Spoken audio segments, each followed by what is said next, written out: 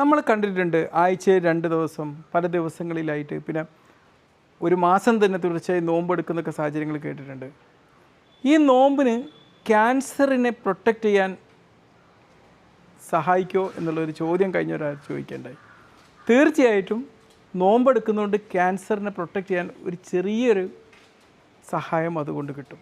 പല സഹായങ്ങൾ ചേർന്നിട്ടാണല്ലോ വലിയ സഹായങ്ങൾ വന്ന് അവസാനം വലിയ വലിയ രോഗങ്ങളൊക്കെ നമ്മൾ തുരത്തുന്നത്.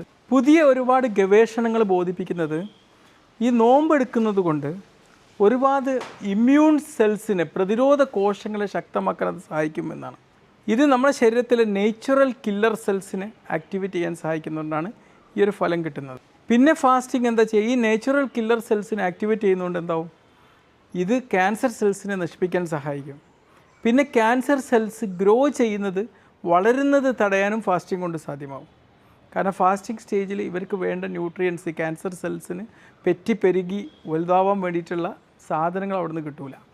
നമുക്കറിയാം ടി സെൽസ് എന്ന് പറഞ്ഞാൽ ഇമ്മ്യൂൺ സെൽസ് ഉണ്ട്. ഇതിൽ നിന്ന് വ്യത്യസ്തമായി നേച്ചുറൽ കില്ലർ സെൽസിന് എന്താ ഗുണം എന്ന് പറഞ്ഞാൽ ടി സെൽസിന് ഇത് മുമ്പുള്ള എക്സ്പോഷർ ഉണ്ടായിട്ടുള്ളൊരു നമുക്ക് ഉണ്ടായിട്ടാണ് ഇത് നശിപ്പിക്കുന്നത്. ഇപ്പോൾ വാക്സിനൊക്കെ എടുത്തിട്ട് അങ്ങനെയൊക്കെ. പക്ഷേ ഇതിന് അതിൻ്റെ ആവശ്യമില്ല. നേച്ചുറൽ കില്ലർ സെൽസ് എന്ത് ശത്രു പെട്ടെന്ന് വന്നു കഴിഞ്ഞാലും അതിനെ നശിപ്പിക്കാൻ സഹായിക്കുന്ന സെൽസാണ്. പിന്നെ ആഴ്ചയിൽ 2 ദിവസം ഫാസ്റ്റിംഗ് ചെയ്യുകയാണെങ്കിൽ അവരിലെ രക്തത്തിൽ ഷുഗറിൻ്റെ അളവ് കൂടാതെ അത് നോക്കുന്നുള്ളതാണ്. അതിൻ്റെ നോർമൽ ലെവലിൽ പിടിച്ചു നിർത്താനും കൂടിയത് കുറക്കാനും സഹായിക്കുമെന്നുള്ളതാണ്. നമ്മുടെ ശരീരത്തിൽ ഫ്രീ ഫാറ്റി ആസിഡ്സിൻ്റെ അളവ് കൂടും. അപ്പോൾ എന്താവും, ഈ ഗ്ലൂക്കോസിന് പകരം ഫ്രീ ഫാറ്റി ആസിഡ്സ് നമ്മുടെ എനർജി സോഴ്സായിട്ട് പ്രവർത്തിക്കുകയും ചെയ്യും. ഒരു ഫാസ്റ്റിംഗ് സ്റ്റേജിലാണ് ഈ ഒരു അവസ്ഥ നമ്മുടെ ശരീരത്തിൽ സംജാതമാവുകയാണ് ചെയ്യുക. നമ്മുടെ നേച്ചുറൽ കില്ലർ സെൽസും ഈ ഫ്രീ ഫാറ്റി ആസിഡിനെ ഒരു എനർജി സോഴ്സായിട്ട് യൂസ് ചെയ്യാൻ വേണ്ടി അങ്ങ് ശീലിക്കും.